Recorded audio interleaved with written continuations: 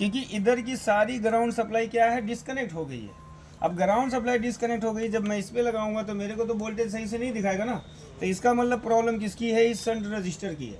तो सबसे पहले हम क्या करेंगे, इस शंट रजिस्टर को चेंज करेंगे। यहाँ पे दूसरा लगाएंगे, हाँ दोनों को चेंज करना होगा। तो जब यहाँ पे लगाएंगे, जब इसको ग्राउंड मिल जाएगा तो हमारा आउटपुट वोल्टेज क्या होगा, फिक्स हो जाएगा। यहाँ पे रखेंगे और इसको क्या करेंगे, रिसोल्व कर देंगे। ठीक है, तो दोनों शंट को हमने यहाँ पे लगा दिया है। एक बार हम क्या करते हैं, कंटिन्यूटी चेक कर लेते हैं। ठीक है ना, क्लीनर से सबसे पहले हम क्या करेंगे, क्लीन करेंगे। क्लीनर एक वायर को हम कहाँ पे रखेंगे, यहाँ पे, और इस साइड हम चेक करेंगे कि बीप आ रहा है कि नहीं आ रहा है। देखो बीप आने लगा।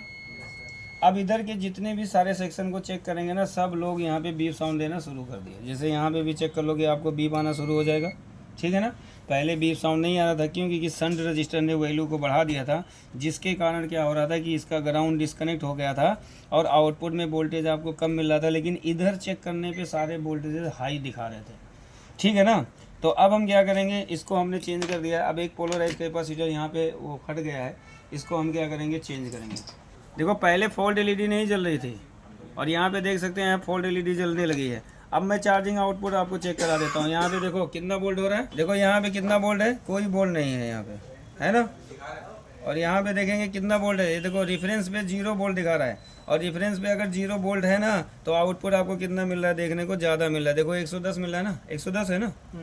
ठीक है ना, तो 110 वोल्ट आउट हो रहा है, जबकि हमारा 65 वोल्ट आउट होना चाहिए। तो यहाँ पे रेफरेंस देखो 0 बना रहा है। और यहाँ पे TL 431 पे देखो वोल्टेज है, लेकिन कम है, कोई बात नहीं, ये कैथोड होता है। यहाँ पे देखेंगे तो वोल्टेज ही नहीं। और जब तक रेफरेंस वोल्टेज फिक्स नहीं करेंगे ना, जब तक आपकी यही प्रॉब्लम शो होती रहेगी। ठीक है, रेफरेंस फिक्स होने पे ये क्या करेगा, ऑप्टो कपलर को रोकेगा। तो ऑप्टो कपलर क्या करेगा, प्राइमरी में फीडबैक देगा, जिससे स्विचिंग को सेट कर दिया जाएगा और आपका चार्जिंग आउटपुट प्रॉपर हो जाएगा। तो इसके रेफरेंस में देखेंगे तो रजिस्टर लगा हुआ है। जैसे देखो एक रजिस्टर ये लगा हुआ है, R84 इसका पोजीशन नंबर है। एक रजिस्टर आपका ये लगा हुआ है, जिसका पोजीशन नंबर है R89। ठीक है, R89 से सप्लाई निकलेगी एक रजिस्टर से होते हुए ये LM324 के पिन नंबर 8-9 पे जाएगी। पिन नंबर 8-9 क्या होता है कि इस चार्जर को कट ऑफ करने वाली पिन होती है। और यहीं से जो रेफरेंस से वोल्टेज निकलेगा एक रजिस्टर, इस रजिस्टर के दूसरे सप्लाई में ये एक रजिस्टर लगा है R88 का दूसरा टर्मिनल जुड़ा होता है चार्जिंग आउटपुट सेक्शन से। जब चार्जिंग आउटपुट होता है तो इस रजिस्टर को दिया जाता है, ये रजिस्टर इधर से कुछ वोल्टेज कम करके इसको देगा, ये रजिस्टर कम करके किसको देगा, रेफरेंस को देगा। और रेफरेंस यहाँ पे 2.2 फिक्स हो जाएगा।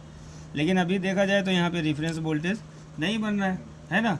अब यहाँ पे अगर हम कंटिन्यूटी चेक करें, अगर हमें ट्रैक चेक करना है तो देखिए